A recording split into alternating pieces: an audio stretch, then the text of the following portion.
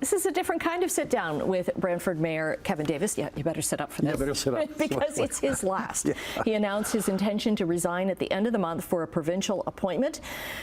Tell us about this new role that you've got. Well, the License Appeal Tribunal, I think, is one of the more important provincial tribunals.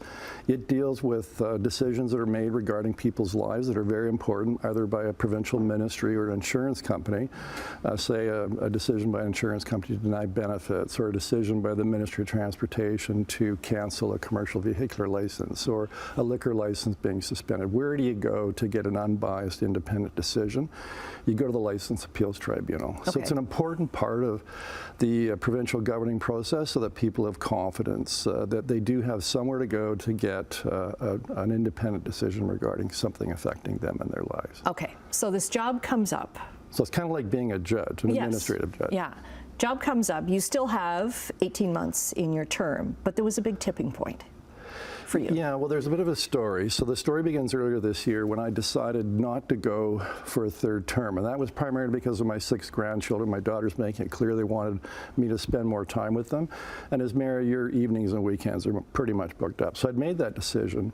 And then an opening came up in the License Appeal Tribunal later this spring. And that was something that I always kind of wanted to do, something that would require me to use my legal skills and be kind of like the pinnacle of my legal career. And I thought, interesting, like, I won't qualify. So I applied. And a really intense process of interviews, reference checks, you had to write draft decisions. And late June, I was told the cabinet approved my appointment. So then I realized, okay, you know, I've got to make a decision. And I agonized over it for several weeks because, you know, I made a commitment to my city. And I take the commitments that I give and make very seriously. But there was a tipping point, and that was a ramping up of the abuse and the harassment that has been in place almost since day one. I mean, I've gotten quite used to it. But in the last month or two, it had really ramped up to the point where I was seeing posters of me in my neighborhood and neighbors coming out of their homes wanting to know what I had done to justify these posters. Walking out of City Hall and seeing a 10 by 6 foot poster many days that described me as leading an administration corrupt to its core, posters throughout the downtown, sometimes with city staff.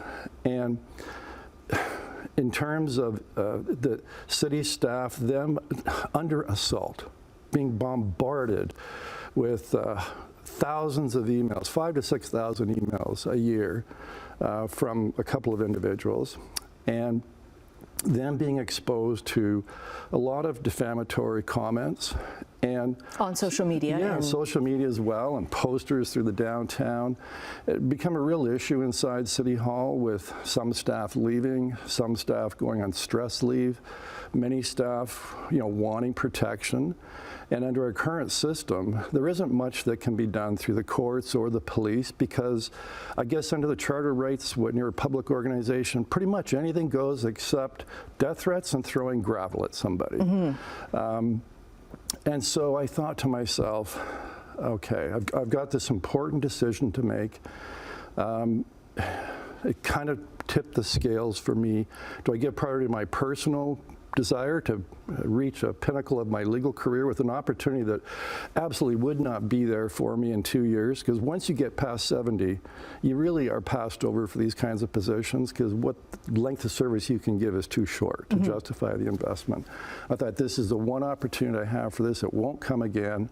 It comes along once or twice in your legal career. And I thought as well, maybe since a lot of this kind of harassment, I think, is kind of directed at me, maybe I can help staff out.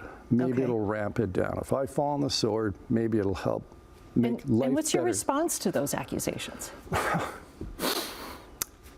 There's no substance to them. You know, there isn't. It's, you know, an allegation that City Hall is corrupt. I guess if your definition of corruption is City Hall won't do what I want them to do, then that's corrupt. Okay. But I think most of us have an understanding of what corrupt is. And I got to tell you, I am so proud of the City Hall staff we have in Brantford. They are the utmost best city staff I've run across. They're professional.